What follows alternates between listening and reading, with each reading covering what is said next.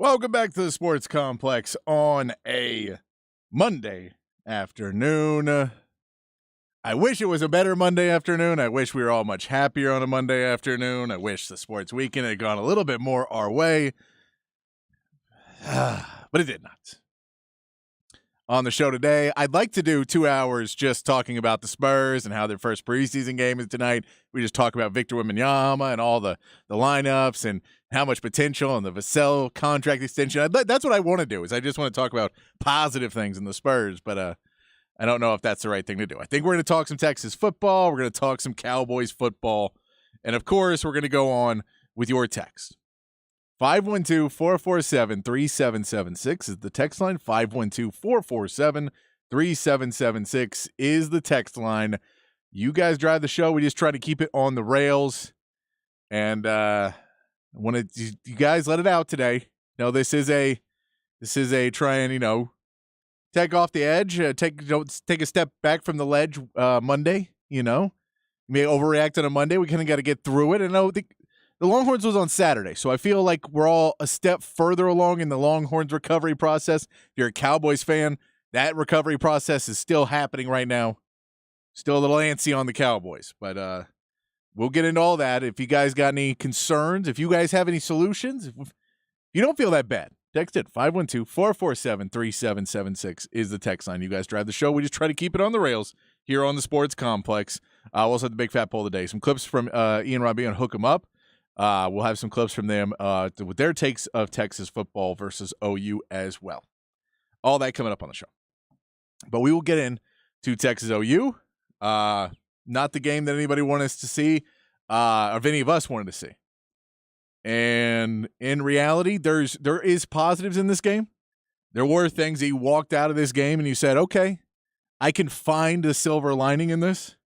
But at the end of the day, what annoyed me on Saturday at halftime is what annoyed me at Saturday at the end of the game. And what annoyed me on Saturday when anybody tried to blame other problems is that Texas was out-physicaled and lost on both lines of scrimmage. They lost both offensive and defensive line, which there's no excuse for. You have the guys.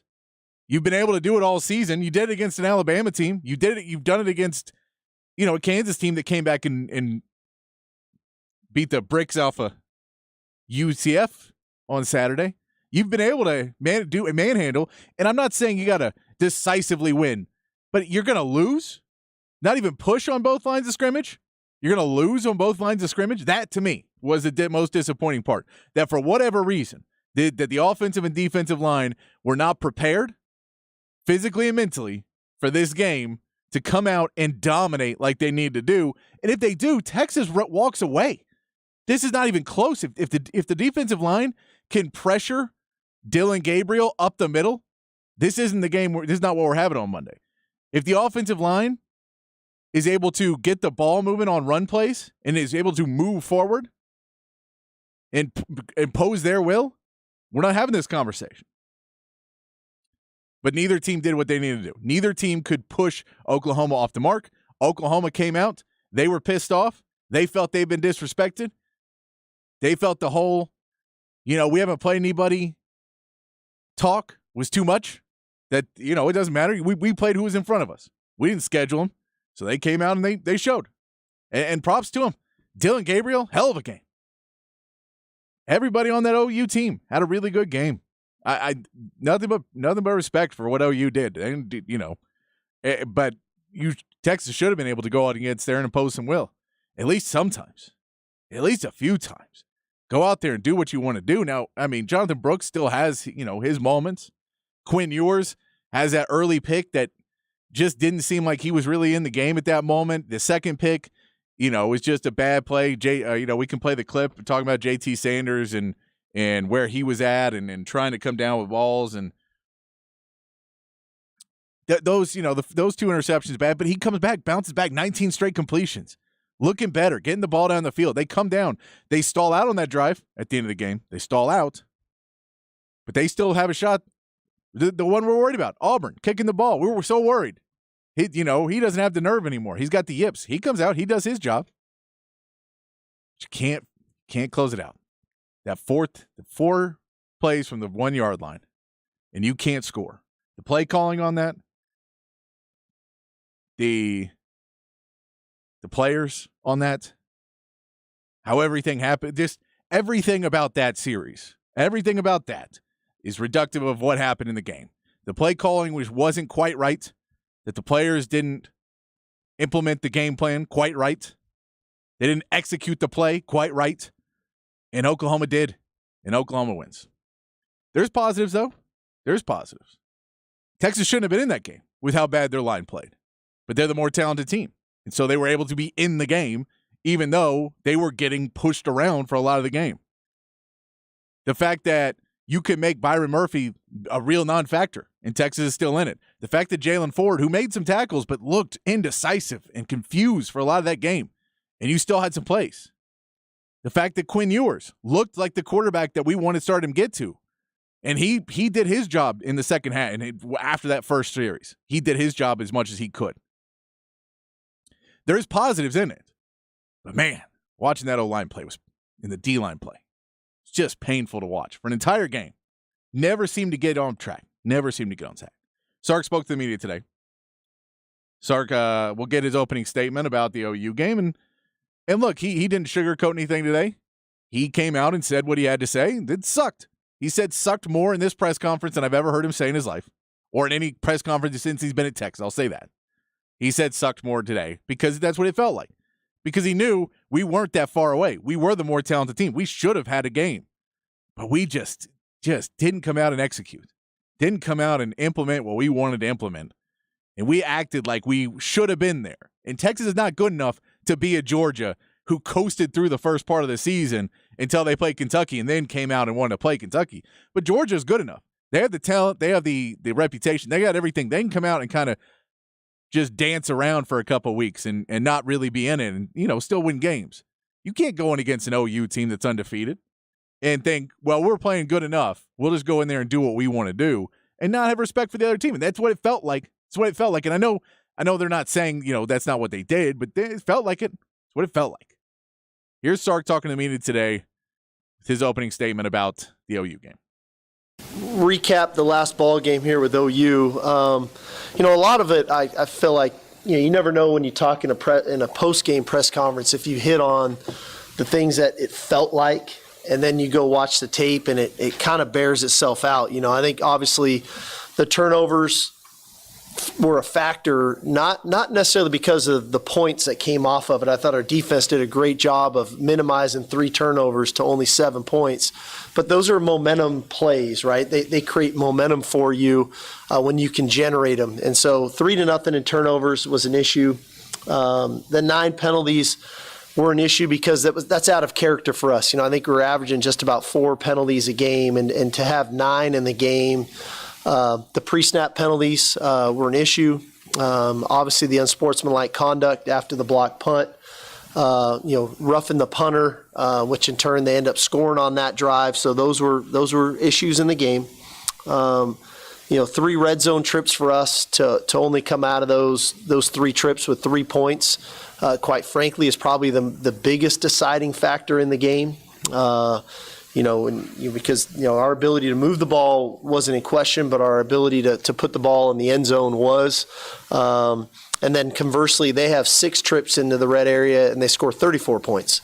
So if you just look at it that way and do the math, that was an issue. Obviously, the end of the half and end of the game defense, our inability to get stops there were issues in the game. 5 sacks, that came a variety of ways, putting us behind the chains offensively were hurt.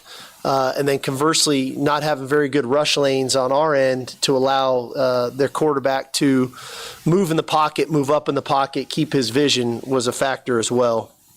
I will say there were some real positives in the game. I know sometimes when you lose, it's easy to look at what went wrong. I think there was a lot of things that went right. Obviously, the fake punt was a great play for us that swung some momentum.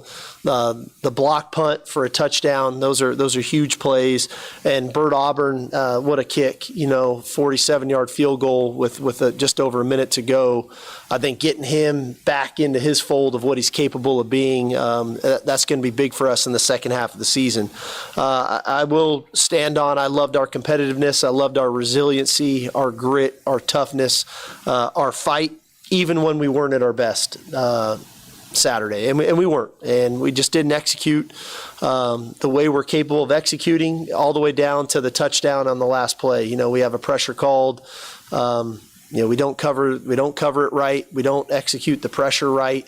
We have two guys running in the same gap, and one guy can block two, and it allows the quarterback to hold the ball to throw the touchdown. So I think that the biggest thing that comes out of this for me is, you know, with all that being said, we had a great opportunity to win the game with all the things that I just talked about. And if that's our worst, we're going to be okay.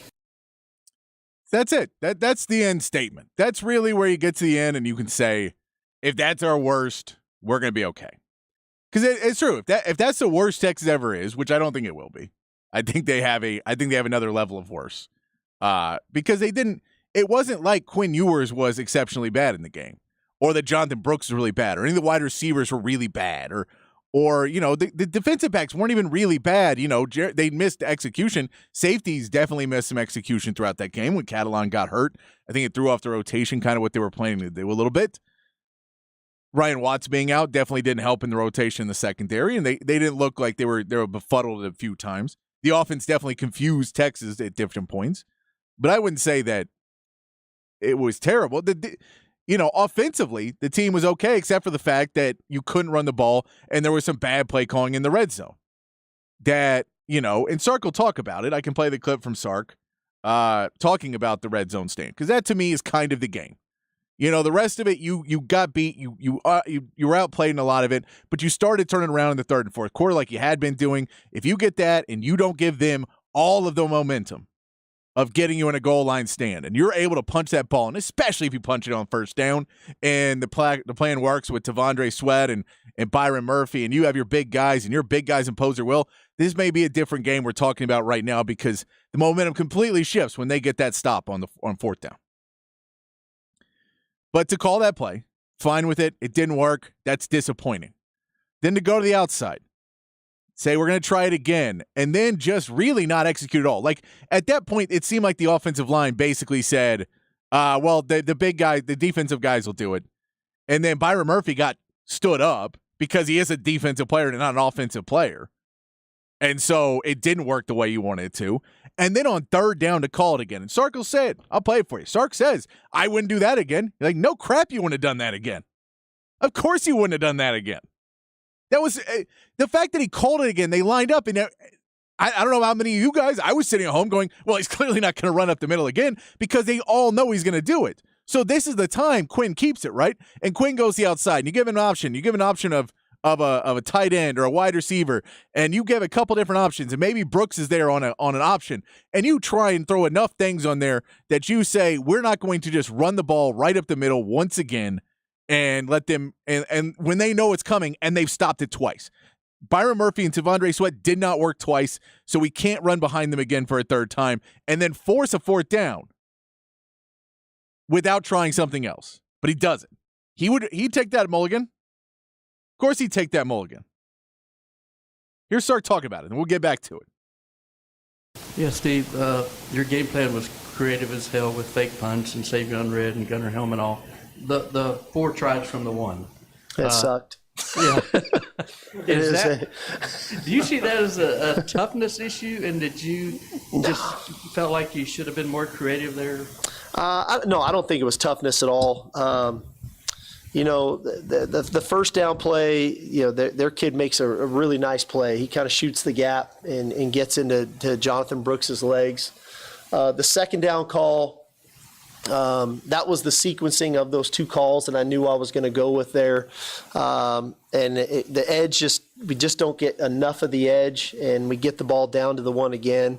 Quite frankly, if I could do it all over again, I would have changed the third down call.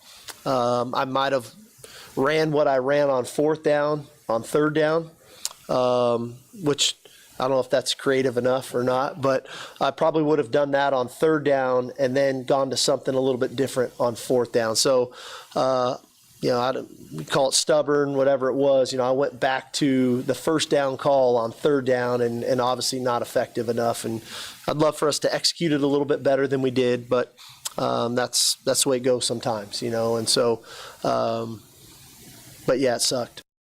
Yeah, I let the Kirk Bowles question in there for you because I wanted you to hear him say it sucked. Because we know it did. You want to hear him say, I don't like you laughed about it, but it did. And I know he's trying to move past it, which you got to do. You got to kind of go forward. You need to look back at that and go, well, that was just awful. That was my bad. It was my mistake as Sark. Shouldn't have done that. But to do that again, to see that the Sark stubbornness, the thing that is plagued Sark for years, that his game plan is going to work and what he thinks is going to work no matter what. And you know what? Screw the opponent. We don't need a game plan for him. We're Texas. We're Sark. We're going to get him.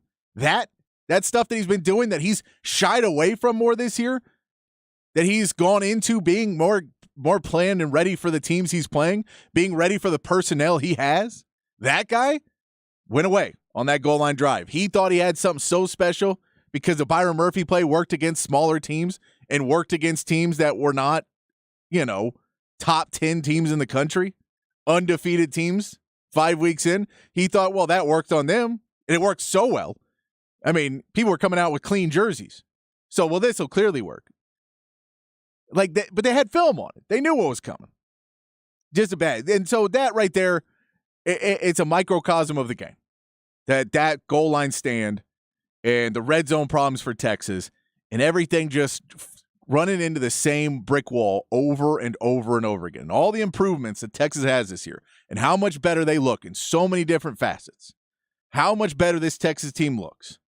And for them to still run into that same brick wall against OU, it's just hard to see. It's hard to watch. It's hard to deal with. But there is silver lining in this. There is positives. You still have the Big 12 championship. You still have all the other pieces. But you have to look back at this game, and you have to take in reality. You got a bye week this week. You get the week off where you can go back and really look at that film and really psychoanalyze, why was I not ready? Why was Byron Murphy and T'Vondre Sweat not at 100% in that game? Were they playing too many snaps? Were they tired? Was it an 11 a.m. game after not playing 11 a.m. games? Was it the whole, the scene around it? Was it the fact that you beat them 49-0 last year and you thought you could do it again? What was it? What was it why you were not able to go do what you're able to do? Why was that? That's what you need to figure out this week, because you can't let that happen again. If you get to the Big 12 championship, you win out, Oklahoma wins out, you're playing for that Big 12 championship. You know what? They're still going to be pissed off. They're still going to want to beat Texas. Because I know we all say OU sucks and we all have to think, but we're Texas. We can say that. We're the fun ones. They live in Oklahoma. This is their life. There's a festival happening in our town this weekend. And I get it. Texas is life for a lot of people. We were out there. Thanks to everybody who came out to the crossover, the field house. Great to see my man Chan out there.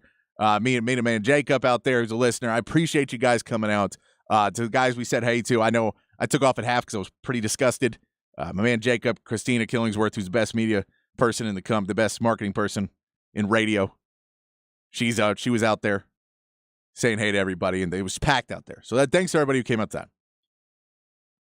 I was sick of it by halftime because the offensive and the defensive line sucked. They just did not play well.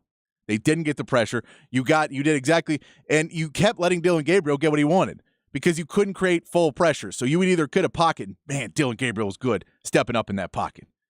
And then he has a giant run because you finally get a pressure on one side of him, and then he just squeezes out the other side. I get it. You were playing a good team. But you got to go out there and get them. Text line's open, 512-447-3776. 512-447-3776. Love you guys texting in. Let's read some of these texts. Then I'm going to give you a big fat poll because a big fat poll is not about Texas. We're going to come back. We're going to get more to your text. We're going to talk more Texas OU. We'll talk about Cowboys in the 6 o'clock because that's a whole different discussion. There is not as much silver lining in that one.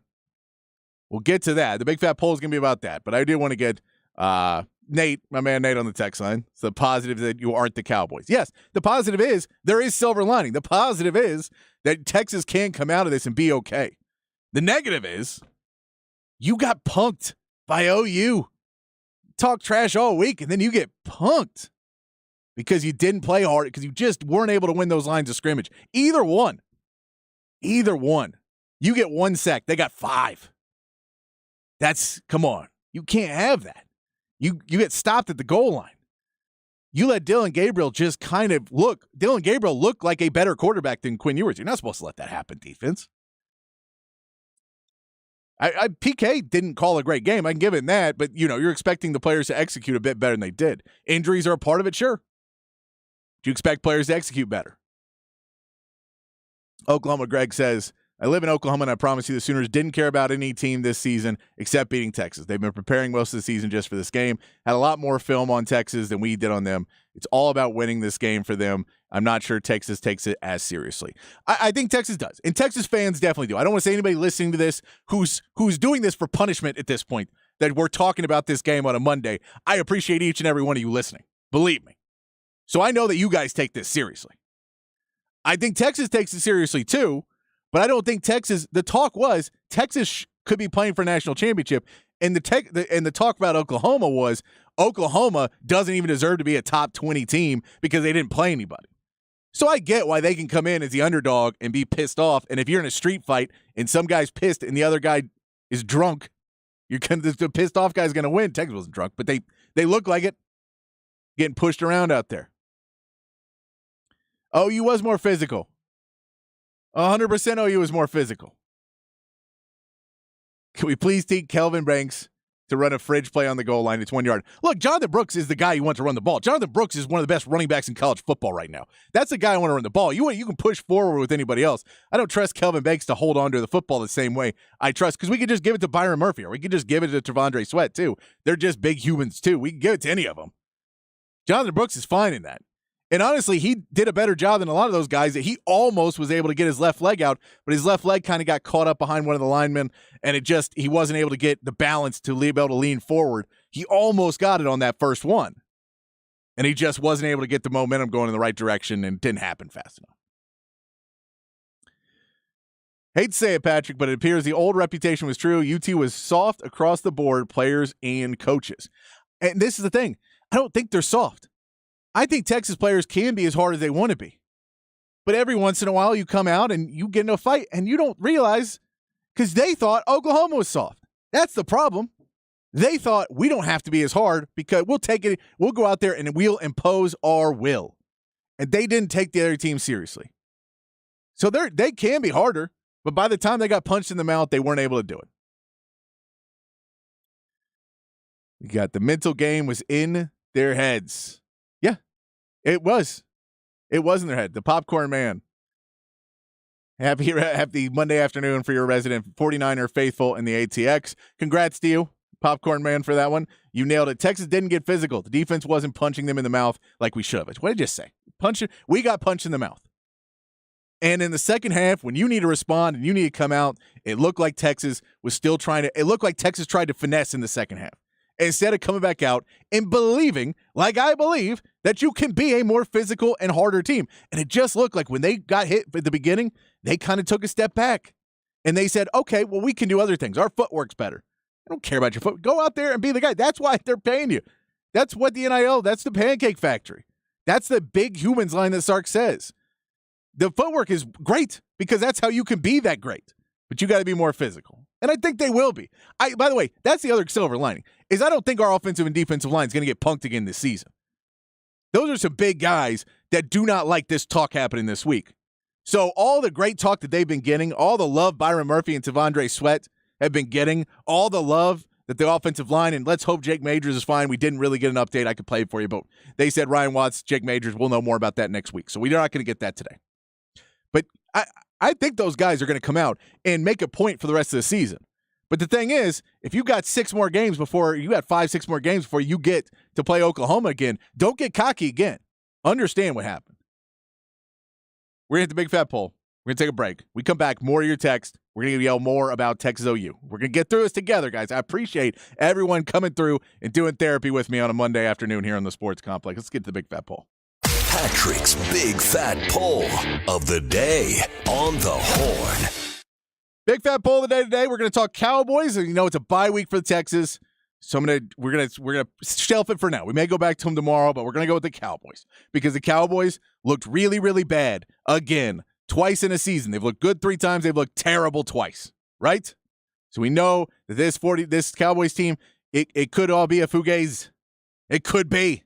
Who knows what this Cowboys team actually is? So while we're all overreacting, I'm going to play into our overreactions because I'm overreacting too. I've been overreacting since before the season, saying Mike McCarthy's a bum, and you know what it looks like right now. Just saying. We'll get into that at 6 o'clock. But I want your text in, and I want your point on this for the Cowboys. What should the Cowboys do next? If you're Jerry Jones, if you're running this team, you know the trade deadline's coming up. You know there's not really that many free agents out there. Are you going all in this season? Do you stay the course? Do you just stay and you say our players will get there? Is that what you do? Do you fire Mike McCarthy? Does that help you? Do you have another play caller that can go out there? Do you get rid of Dan Quinn too because apparently his defense has holes? Like what do you do now? Do you make a trade? Do you go leverage your future? First round picks, go get somebody. Who do you go get? Realistically, who do you go get? Remember, Dak's under contract, you got to pay him. So remember that you can't just cut him and save $40 million. That's not how this works. You're paying Dak no matter what. Remember that. But what do you do? And I don't want to just hear bench Dak and put in Cooper Rush because you're a worse team. I get Dak sucked last night too. We'll say sucked a bunch more on this show. But what do you say? Big fat poll of the day, 512-447-3776. What should the Cowboys do next? What is the next move for the Cowboys? If you're Jerry Jones, and I know, if you're in reality, if you don't say sell the team, we all know if we were Jerry Jones for one day, we'd all sell the team. We all know that. But if you're Jerry Jones and you're keeping the team, what do you do next? Tell me on the text line, 512-447-3776. Keep talking Texas football with me. We're going to come back, talk more Texas football, more of your text, 512-447-3776, right here on the Sports Complex on the Horn 1019 AM 1260, the Horn app, and hornfm.com.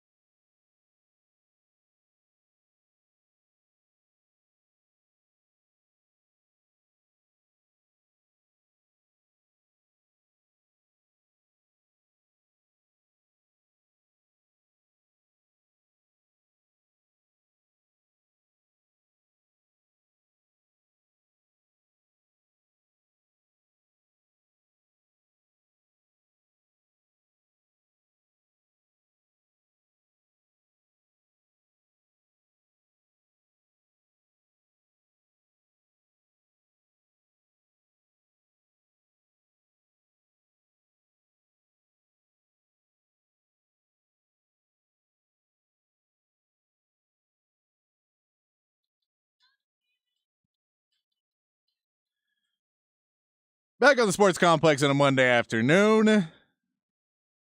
Team of the week, playing songs, playing at ACL Fest. Bands are playing ACL Fest. We'll be playing those songs for you all week. You know, we normally do it around this time of year, play the bands that are going to be at ACL Fest. We're in between the 2 weeks.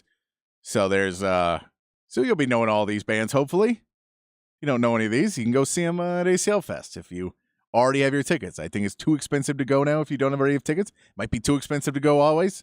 Not a festival guy. Too spoiled when I was young. I was in too many VIPs and backstages, and now I can't be with Gen Pop anymore.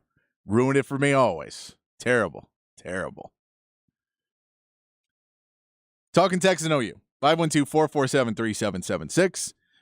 We have the big fat poll today talking Cowboys. What should they do next? Send that in. Tell us what your opinion is of what the Cowboys should do next. Can't say sell the team. We all know sell the team. We all know. Not going to happen. But text that in, 512-447-3776, and more Texas football, whatever you want to talk about. Let's go ahead back and hit the text line. Let's go into fire Sark. That's silly. We're not going to fire Sark. He's done a great job on a lot of things. This is a lapse, and hopefully we grow from it, but not to mention the lack of creativity to scheme on a TD on a goal line stand. The goal line stand was embarrassing. It was embarrassing. I hate the goal line stand, and I think Sark did too. I think every player did too, and that's one of those silver linings. You get that this is a learning experience that you're not going to be doing in the Big 12 championship and costing yourself a trip to the college football playoffs. You're not doing that. We did not cost ourselves the trip yet. We didn't cost ourselves a Big 12 championship yet. You can still play for both of those. So it's not the end of the world. But you don't want to fire Sark because there isn't. Like, all these things you have to remember. You have to then go into, well, who's behind the line? Who's next? Hey, Patrick, I met you Saturday at the Texas Watch Party. Very nice to meet you. Kevin, yes. Kevin, I appreciate meeting you out there. We were cheering for Jay Witt out there. We were trying to get Jay Witt. And there was a point in the game where they finally started to go to him because he was what they were given, and Quinn was just trying to find what the Oklahoma defense was given. And credit to Quinn for doing that. So I appreciate that. Nice to meet you, Kevin. I appreciate that. Bevo Angel says the Jake Majors injury was absolutely detrimental to our offensive rhythm. Our conservative play calling and our last drive to settle for a field goal was a huge mistake. Left way too much time on the clock and put the game in the hat of our defense, which struggled the entire game. Why, Texas, why? Agreed. No, the Texas, why. Look, I think Jake Majors going down was big. You saw that they were not able to communicate as well. Both players seemed befuddled at points in the game. I do think that was a big injury. Connor Robertson did a pretty good job for coming in.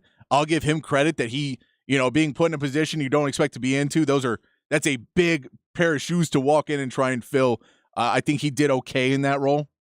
Sark actually mentioned it. Sark talked about Connor Robertson. Here's Sark talking about Connor Robinson, the guy who had to step in for Jake Majors. Jake going down put us in a little bit of a pickle because Cole Hudson's really our backup center. So then we got to Connor, who in his first real action in that setting did a nice job. There's plays he'd love to maybe do a little bit better, and he had one flinch of the ball. But in that setting, especially in some of those times when we were backed up in their end with the crowd noise, his snaps were good. I thought he communicated relatively well at the line of scrimmage. So I think, having a guy who didn't prepare to play necessarily in the ball game as the frontline guy, play 74 snaps in the game in that environment, I think for his first real action, that was pretty good. Yeah, I think Connor Robertson did okay. It was painful. You can't lose a guy like Jake Majors and it not be a problem.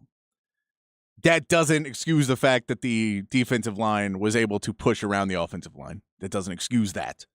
But yes, there was points of where, and the reality was Quinn did pretty well at the end. The stall of the drive in the fourth quarter, that was annoying. There was some play calling that I wasn't a fan of. But again, as a Monday morning quarterback, there's only so much play calling I can criticize of. I can criticize things that are clearly a problem, and they've been problems for a while. For the play calling, for the most part, wasn't terrible in this game. It wasn't great, but it wasn't terrible. But yeah, the drive stalling out and basically getting some penalties really cost this team 70 yards in penalties, I believe, in this game. Maybe more than that. I have to look at that number again. But the penalties cost them a ton in this game as well.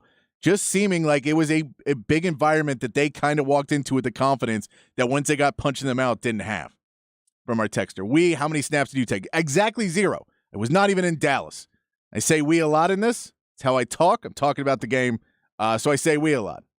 Apologize if it annoys you. I am not on the team. Have never been on the team. Never claimed to be. I say we because as many sports fans, as many fans of football and the Longhorns and everything else, you kind of take things personally because you're watching them. I don't think I take it any more personally than anyone on the team. I think they're much more upset about losing than I am. But that's why I say we. Chief Engineer, we do have getting mad that you had to listen to Baker Mayfield before the game as well. That wasn't great. Lee Corso, never. I don't know why they put that guy on a clock right before a game. That seems crazy to me. I do, yeah. If we go to another Alamo Bowl, no. This is a Texas team. These are all fixable things. This is where, if you want to talk about the real silver lining about this game, is that this happened now and not in the Big 12 championship game, and it knocks us out and it makes this team 5 because they want to put Ohio State and Michigan in, and they want to put out there's a benefit. There's a benefit that this is a Texas team that can now respond and go out there and handle what they do. Like, if you look at the Kansas game, we beat Kansas handily, and everybody said, well, this Kansas team's trash. And they just beat the crap out of UCF. So there's a lot of love in this for this Texas team still. There's a lot that can go right for this Texas team if they continue to handle their business. I think this is the wake-up call, that you can't walk around with your chest puffed out, and then not deliver. That's what I think. I think there is a positive that will come out of this, which is this team's going to go with the bye week. They're going to train hard, and I think they can come out and make a big difference going forward. Jimmy the Gringo, keep on preaching, Patrick. I'm 100% with you. I appreciate that, Jimmy. I appreciate that you're with me. We get an out-coached, and we don't control our own destiny. We don't control our own destiny anymore. I know we don't really, but we do. We do, because if we went out, we should be able to get there. West Virginia's not going to go undefeated. You know, we're going to be able to get back into that Big 12 championship game. The Big 12 will beat itself up enough. There's 2 really good teams in the Big 12. The rest of it's not great. And, you know, we lost to one of them. And we're the other one.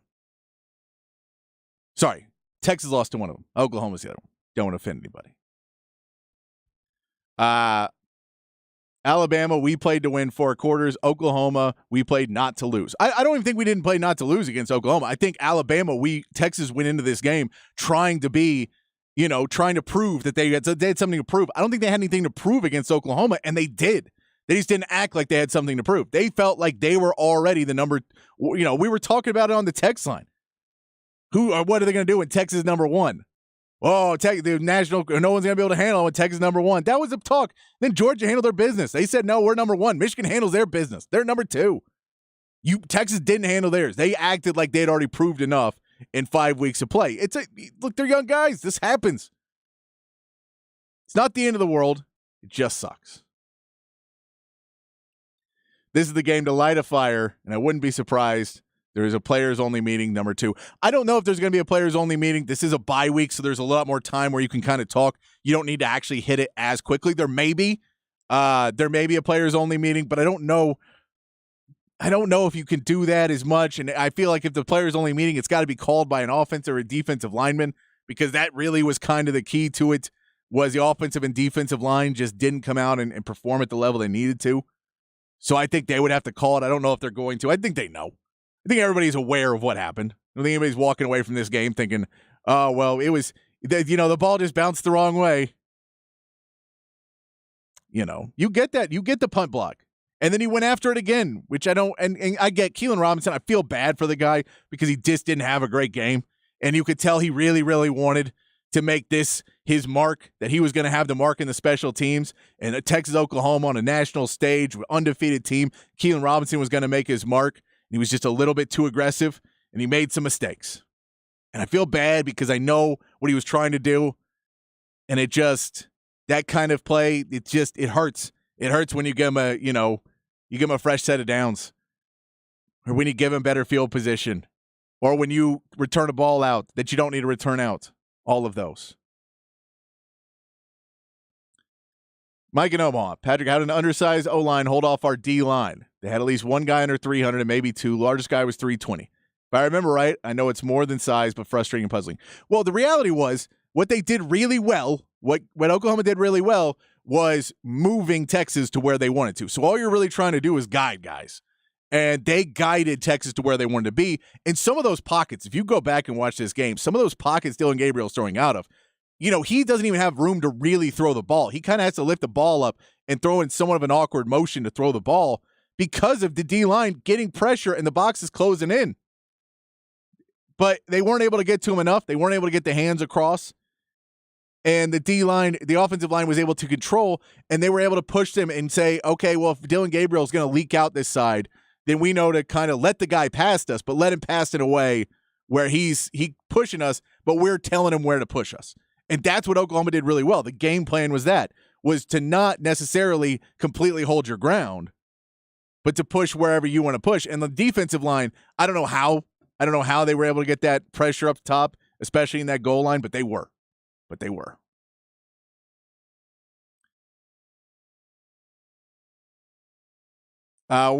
about the recruits? Did they groan when we sucked? We didn't get blown out 49-0.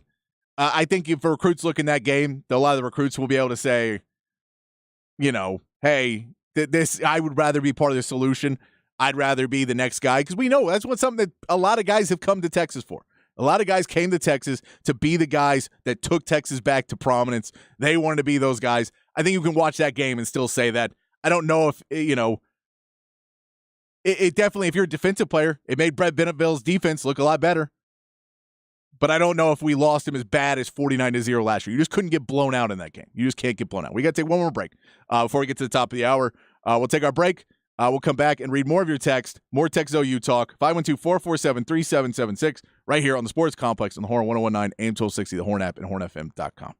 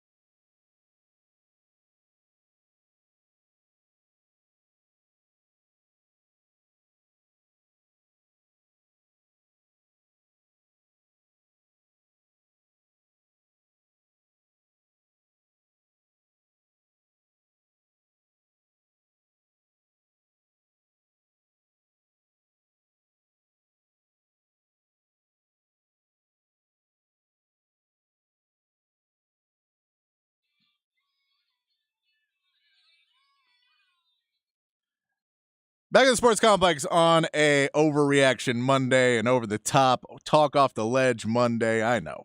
We're going to get into Cowboys. It's going to get worse. Texas is not the worst. Cowboys are the worst. Playing ACL artist all week. Theme of the week. Some Mars Volta there for you. Playing ACL Fest. Love you guys on the text line. 512-447-3776. You guys are pretty rational. Some of you maybe over the top. We're not firing Sark. Maybe a bit over the top for a game that you barely lost when you had a pretty bad game. Maybe a little over the top. Play calling should have been great. Sark needs an offensive coordinator who calls the plays. He was out-coached. This game will never make it to the playoffs. This team, I think, will never make the playoffs. They still could. This team's really good. Sark does get out-coached at points because he tries to coach his way, and he wants to because that's how Pete Carroll coached. That's how Sark coached. Saban coached. They coach their way. They don't game plan. They don't necessarily always game plan for another team because they have good enough teams. They have, once you get that dynasty rolling, this is the plays we call. We're going to go out and implement our system onto other teams, and we'll impose our will. Texas is not good enough to do that yet. He's been staying away from it, and he got too far back into it in this game. But I think this is his best play calling season so far. From what I've seen so far, this is the best play calling season. That also implemented with how Texas team is executing those plays. Big Cheesy says, I was so sad for Jordan Whittington when he did not score. Yeah, that was pretty sad that he got so close, and everybody wanted him to get it. When he got back up and he was going, everybody wanted Jay Witt to get that touchdown. Not just for the touchdown, but everybody wanted it for Jay Witt. Everybody wanted it for him.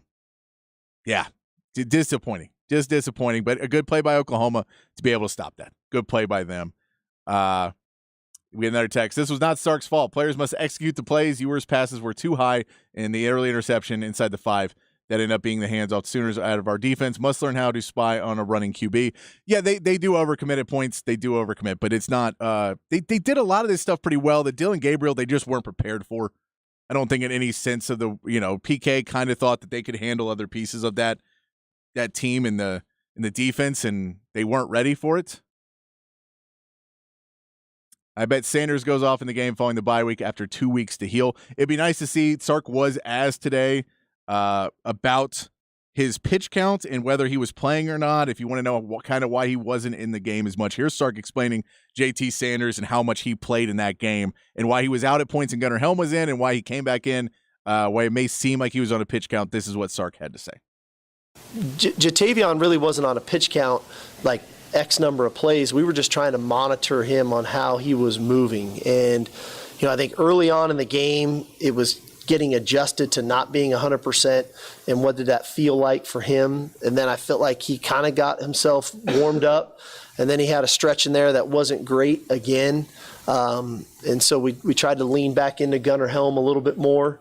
And then try to just have him available for us in the fourth quarter. So it wasn't so much just an actual number, but it was just trying to monitor how he was playing within the moment. And so, admirable effort by him. I know it was frustrating because he couldn't be at his best. There were some plays that I'm glad he was out there and some other plays that I'm sure were frustrating for him that he wasn't able to execute the way he's normally able to execute. Yeah. So JT Sanders not 100%. The injuries, Jake Major's injury, all that it's bad. Ryan Watts injury, you can put all that. Jalen Catalon, you can go with that. They had injuries on Oklahoma's side too. They just wanted it more. Jalen Ford had a terrible game, this texter says. He was sleepwalking as Gabriel flashed right by him. And I feel bad for Jalen Ford too. He did not have a good game. He seemed out of it at many points, but he also didn't have a terrible game in the fact that he still was in on a lot of tackles. He was there. But we also saw, this is the slowest I've seen Texas look all season. They just looked like they were not up for it. They were slow. There was not parties to football. There were plays that Oklahoma got 2 to 3 extra yards in because no one else just came in to lay that hit down and get the extra hit. There was just too much of that during that game. Too much to happen during Texas OU. We're going to keep reading some of your texts. We get in the next hour. Also, big fat poll of the day today. Cowboys. What do you do?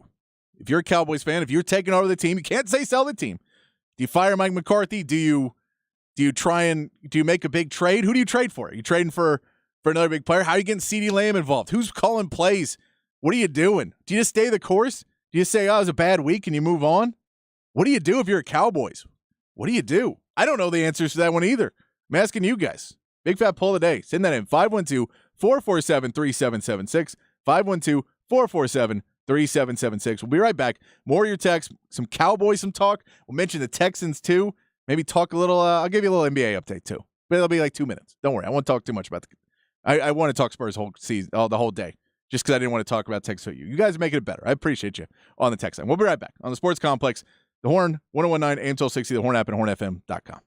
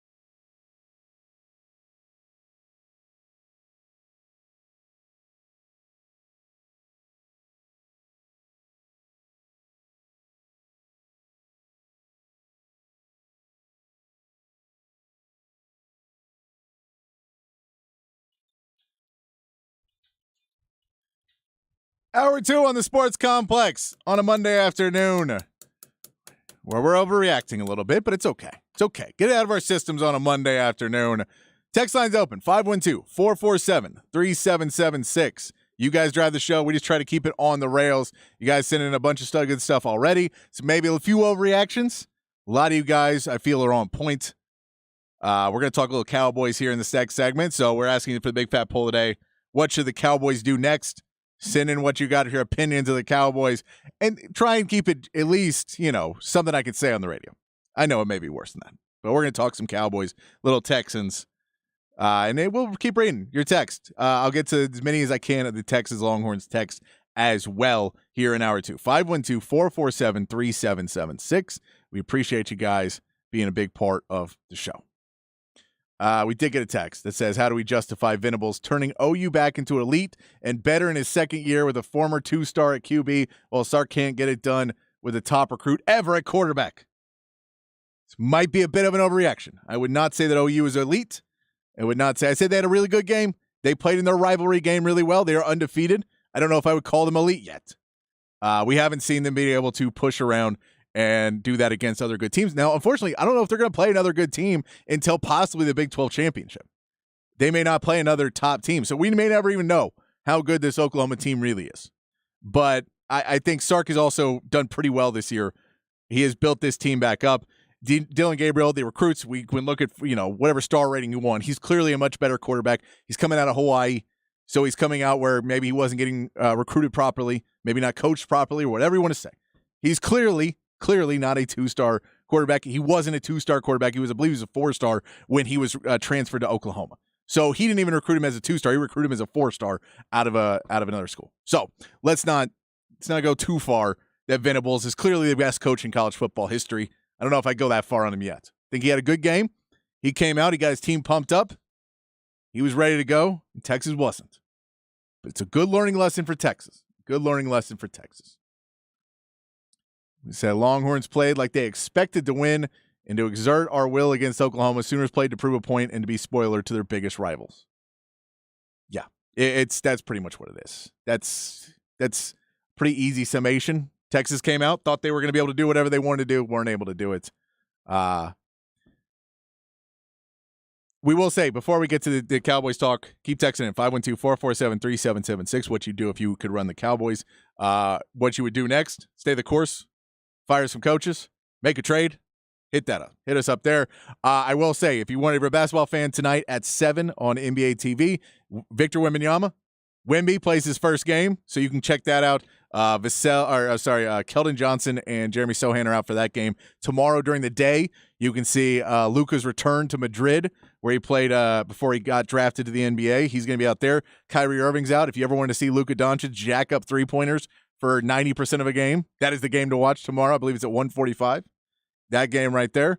Houston kicks off their preseason game tomorrow night as well. You'll get first Houston Rockets preseason game. But basketball is coming back a little bit too. It's a little diversion on a bye week for Texas. And if you're not happy with what's happening in the NFL, this texter does say, I don't understand how Cowboys fans can be unrealistic at this point. Cowboys are a great second-tier team, but they are not elite. This game played out exactly how I thought it was, which is getting exposed against an elite-tier team. Cue the Howard. They are who we thought they were sound. I mean, that's kind of where you want to be with the Cowboys. I think there's more to it. I think the Cowboys have talent. I think they have a ton of talent that they don't necessarily use. We know CeeDee Lamb was getting upset. We know Jamar Chase was getting upset 2 weeks ago, and he looked just fine. They finally found a way to get him involved. I've never been a fan of Mike McCarthy's play calling. I do want to issue an apology to Kellen Moore. I've sat on these airways for years and saying Kellen Moore was terrible, and he only showed up against bad teams. Apparently that was above his head. Apparently Mike McCarthy was fine with that kind of playing because that's what they've looked like. They've really only shown up against teams where they were able to impose their will defensively, and then the offense is able to bounce off that. This team is supposed to be able to have a defense that does okay, and then the offense is able to keep the ball. They kept getting 3 and outs. They were not able to move the ball. The Rangers had more runs than them. It was terrible. It was a terrible game. And, you know, you got the two different sides of it from the players, too. You have Dak Prescott, who came out after the game and say it was the most humbling loss that he's ever had. Didn't see it coming. As you said, put everything into this and got punched in the mouth. Called a couple of weeks ago humbling against Arizona, but this may be the most humbling game I've ever been a part of. Felt good about the preparation, felt good about everything, honestly, coming into this game, matchups, and they beat us in every aspect. So that's the Dak one. We got humbled in every aspect. And Micah Parsons not quite ready to sell this Cowboys team is short. I don't think they really are higher level than us.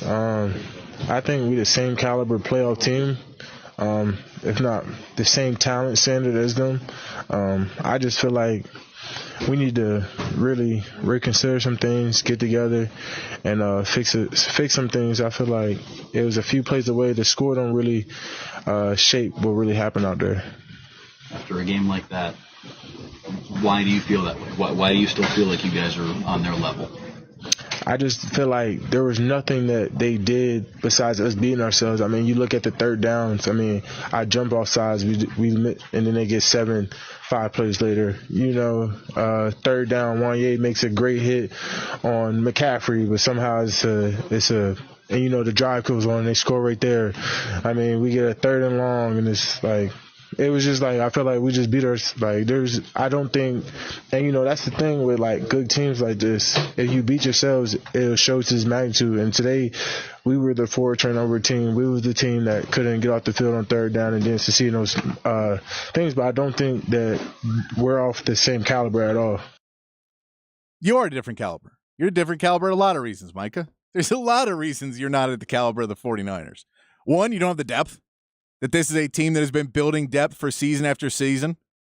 This is a team that continues to make smart trades and bring guys in. That's a team that just brought in Randy Gregory, guys that you couldn't re-sign because for whatever reason you had something in his contract that would basically let you get out of his contract if he smoked weed again and got caught.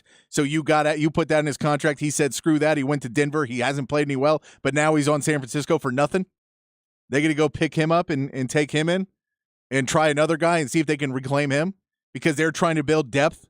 They're trying to add as many pieces as they can add, as opposed to Jerry Jones, who only wants to show off his fancy starting lineman, his fancy starting lineup, and the rest of it, okay, we'll have some okay guys. But we don't need to spend a bunch of money on our backups. And then everybody starts to get hurt, and DeMarvion Overshawn gets hurt. Now Leighton Vander Esch may be on the injury list, may go on IR, and you don't have any linebackers, and you're playing 4 safeties at a time because you don't have any linebackers. And I know there's positionless football, but it'd be nice to have a linebacker, but you didn't want to build any depth that way. You needed another running back who was able to play this season. There was tons of them on the board. You decide to hold out and take somebody so you can get your highlight on the reality show TV about the draft. You do that. I don't think Deuce Vaughn's going to be a bad player. I think it was stupid to take that running back but we all know what you want to do. You knew the cameras were going to be there. I think that's the problem with the Cowboys. I think you hired Mike McCarthy, and when you found out he lied about watching all your games, you didn't really care because he can toe the company line. He got Turpin involved. I appreciate that he did that because they got him in. They signed him last year, and Kellen Moore said, screw that, I'm not using Turpin. He at least got him involved in the game. But this is how I have to equate it to people. I'm a music guy. I came from working for bands. For me, the way the coaches use quarterbacks. There's coaches who know how to use quarterbacks and know how to make their strengths the best.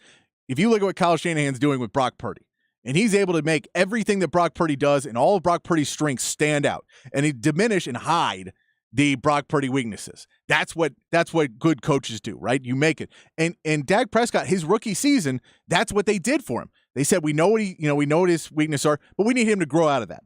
And then they just pretended like he grew out of it. And they have been pretending that he's grown out of these problems and not gone at it. The way I put it in musical terms is it's like if AC/DC made Malcolm Young the lead player and Angus Young the rhythm guitar player. The band would be a lot worse for no reason. But it's because you're not putting players in the position to win. And that's what the Cowboys continue to do. They continue to put players not in position to win. You draft Mozzie Smith, and, you have Hankins, and you have Odigizua. You have guys that are supposed to be in there to help the run. Hankins had no – but, then when you don't have anything better to do, Micah Parsons gets stuck having to do run coverage, and he can't blitz the way he wants to do, and every team knows they can get through on you. And instead of trying to add depth in the linebacker core that you can really stop the run game with some linebackers and maybe get another linebacker in there that's a bigger guy that can really help out and solidify your run game, you don't. You kind of stay smaller, and you don't bring in more depth. You don't bring in more options that when your plan A goes wrong, you have no plan B. And plan A goes wrong for the Cowboys every year. Plan A goes out the window by week 5, week 6, every single year for the Cowboys. And they never have a plan B. And I look, I've said that Mike McCarthy should have been fired before. I don't know how you salvage it at this point. I don't know who your play caller is. So I don't really see any point in firing him at this point because I don't know who you're bringing in to call plays better than him. You know, if you're bringing in someone new, then you're going to want to put them in anyway. Unless Dan Quinn's got a phone number of somebody that he knows that can call plays better than Mike McCarthy and can, you know, get this team to do what they kind of want him to do. I don't know what you do. You know, we were asking on the text line. No one has any answers. You know, who do you go make a trade for? It's not like you're trading for a quarterback. What quarterback's out there? You already traded for Trey Lance. By the way, you traded for Trey Lance. He's taking a roster spot that could be used for somebody else, but you can't, you know, waive him and put him on the practice squad because someone else will pick him up. You got Drews Vaughn, who can't really get in the game and play many minutes, can't do anything, can't run the ball, can't be a solid backup, but you have to keep him on there because if you waive him, put him on the practice squad, someone's going to pick him up. So you got those guys that are your third string guys that you can't even put in a game. It's just bad roster management. I don't know what to do. I don't know what to do if you're a Cowboys fan. I think this season is kind of already a wash, and you're not going to tank because it's Jerry Jones. It's the Cowboys. You can't tank. You're going to go out there and beat the crap out of every bad team you can play. Every team that doesn't have the answer when you're not going up against Kyle Shanahan, who knows Dan Quinn, or you're going up against the Philadelphia Eagles coach at the Cardinals, who knows Dan Quinn. If you're not going up against someone who knows Dan Quinn, this defense is probably going to do pretty well. But Dan Quinn's figure-outable. He's got to correct that. I think he can, but he's got to figure that out. And as far as this offense goes, you need to get as simplistic as you possibly can, and you need to trade for another running back. You need to be able to run the ball. You got your offensive line back. You need to be able to have 2 running backs and run the ball at will. And you can do short yardage game and all that, and then maybe you can get CeeDee Lamb open, and maybe you can go for it. But right now, they know they'll trust to go against Tony Pollard because a lot of these guys feel like they're going to be able to stop Tony Pollard. And if you can't get to push with Tony, and if you can't sell that out, then why are they going to put any more emphasis on it? And good defensive lines feel they can go up and do that. I trade for another running back. That's what I do. I go out, like I've been saying from day one, and get a 1-2 punch at running back and try and make this a more ball control system. That's what I do. It's like watching Jeff freaking Fisher try to force VY into a full pocket passer. Ruin him, along with many other quarterbacks. And hey, by the way, you watch Alabama games. That's what they're doing with Milroe. Tommy Rees. Terrible. You got a guy who can do all these things, athletic freak, and you're going to stick him in there and try and make him a pocket passer, which he's not. And look, they missed on Dalvin Cook. They did. I don't think Dalvin Cook was the answer. I think, you got to go out and try and find a good there's running backs out there. There's running backs you can go find. I told you Deontay Foreman not really playing for the Bears. Go out and call him up. Bears would love to make a deal. They're trying to figure something out. Broncos about to go down. I don't know who you're going to bring in. I don't think they're going to trade Devontae, but, call the Broncos, see what they got. Terrible. Texans looked okay. Sad loss. It's funny because, you saw what Bijan Robinson meant to the Texans last year. Bijan Robinson's the reason why they won that game. Desmond Ridder had his best game because of Bijan Robinson. He was out there. He was able to pick apart this Texans defense for the most part. Texans played well. I think the Texans have a bright future. It was annoying on this weekend. I think if Texans had won, I wouldn't have minded the Texans lost so much. But Texans losing too was a little rough. To have the Texans lose in the fashion they did, were able to get down the field, score the touchdown to take the lead, or kick the field goal to take the lead, get up, and then not be able to close out the game, go back down. Falcons come back down and win the game. That was disappointing. It was disappointing. It was nice to see that the Texans are taking steps forward.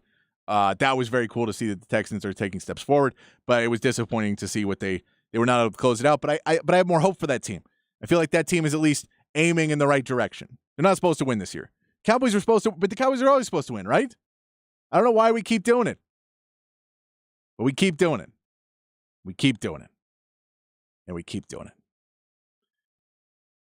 Tomorrow, Texas Rangers play as well. If you have not been keeping up, the Rangers put up 11 on Baltimore, get 2 wins in Baltimore, going home to Globe Life, playing the game there tomorrow.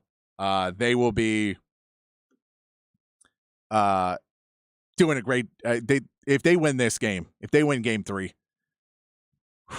Rangers have got to be living happy. That's one good thing. You can say one good thing if you're a Rangers fan. Astros, of course, lose. They play again tomorrow during the day. But tomorrow, they'll be on early. The Rangers will be on 6:30 tomorrow, coming up pregame, 6:30 here on The Horn. So we can get into that. Spurs tonight, I said. Wemby's playing. Vassell will be playing. Trey Jones will be playing. You get to see some of these young guys. It'll be fun to see the Spurs play tonight on NBA TV. We get to see Wemby, see him against some talent. OKC is also a really fun team to watch. We'll get to see Wemby versus Chet Holmgren in this game, probably. Who doesn't want to see Wemby versus Chet Holmgren? Are we all on board for Wemby versus Chet Holmgren? Come on, guys. Some positive things. Something to break it. Ooh. Sorry, this is a beat down. I'm just a little beat down. Next segment, we're gonna play some sound from E and Rob B from Hook 'Em Up, weekday morning 6 to 11 right here on The Horn. They were talking about the red zone deficiencies for Texas, how it's become a real problem. I agree with them, and that's what I want to play the show. I play the clip from it right here on The Horn, 101.9 AM 1260, The Horn app, and hornfm.com.